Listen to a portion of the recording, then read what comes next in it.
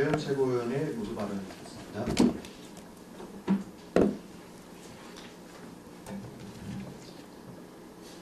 제대로 듣지 않는 대통령, 똑바로 말하지 않는 참모진, 요즘 시중에 떠도는 말입니다. 윤석열 정부의 문제점을 이보다 더 정확하게 진단할 수 없을 정도로 탁월한 분석입니다.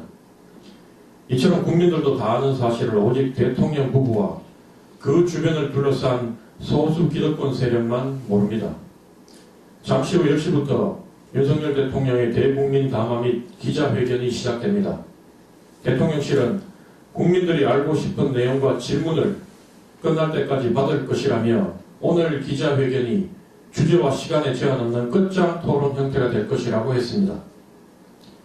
지금 돌아가는 정국을 보면 때늦은 감이 있지만 그래도 대통령께서 이번이 마지막 기회라는 절박한 마음과 낮은 자세로 국민께 간절히 매달리셨으면 합니다. 민주당을 포함한 그쪽 진영의 속내에 어떻든 간에 우리 손으로 뽑은 대통령을 또다시 탄핵하는 수치스럽고 충격적인 역사의 반복은 막아야 하지 않겠습니까? 잘못한 거 솔직히 내어놓고 국민께 머리 숙이며 책임지는 모습을 보인다면 비록 식물 대통령이 될지언정 탄핵당한 전임 정권이 갔던 그 최악의 길은 피할 수 있을 것입니다. 그렇게라도 대통령 탄핵이라는 최악의 결과만은 막고 싶어하는 국민들이 아직도 많이 있다는 사실을 부디 알아주셨으면 합니다.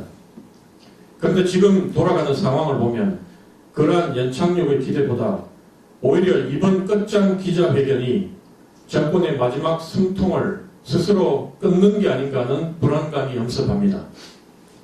오죽하면 대표적인 보수 언론에서조차 맹탕 회견 바라는 야당, 대통령의 사과는 없을 것이라는 제목의 기사로 야당이 이렇게 벼르고 있으니 대통령님 제발 정신 좀 차리고 속 시원히 사과 좀 하십시오라고 미리 경고하며 매달리는 것 아니겠습니까?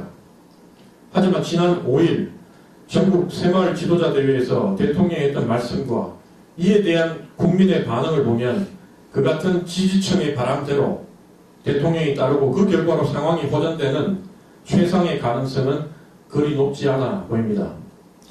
개혁은 반드시 저항이 따르기 때문에 역대 정부들이 개혁에 실패하고 포기했다. 저와 정부는 저항에 맞서 절대 포기하지 않고 국가의 미래, 우리의 미래를 위해 반드시 개혁을 완수해내겠다. 하나하나 떼놓고 보면 다 맞는 말 같은데 그 맞는 말에 국민들이 동의하기는커녕 오히려 더 큰 분노와 적대감을 표하는 상황입니다.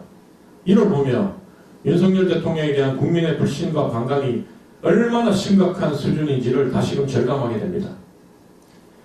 개혁도 국민의 지지가 있어야 하는 것이다. 자기 사고를 개혁하고 자기 집안을 개혁하고 자기 부인을 먼저 개혁해라. 개악을 개혁이라고 우기는 불통령. 당신은 개혁의 주체가 아니라 바로 개혁의 대상이다. 대통령에게 참 뼈아픈 말이겠지만 이게 지금의 정확한 민심임을 대통령 자신이 먼저 깨달아야 뭐라도 돌파구가 생길 수 있습니다. 이 모든 상황은 그 누구의 공작에 의한 것도 아니고 전적으로 대통령 스스로가 초래했다는 정확한 상황인식이 대통령이 가장 먼저 해야 할 첫 번째 일입니다.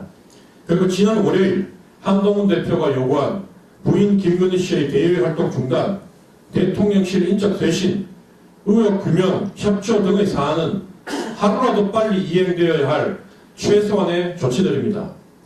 이 정도 조치로 들끓고 있는 국민의 분노가 사라지지는 않겠지만 이 정도라도 빨리 해야 윤석열 대통령이 국민 말을 듣기 시작했고 뭐라도 해보려고 한다는 동정 여론이라도 불러일으킬 수 있습니다.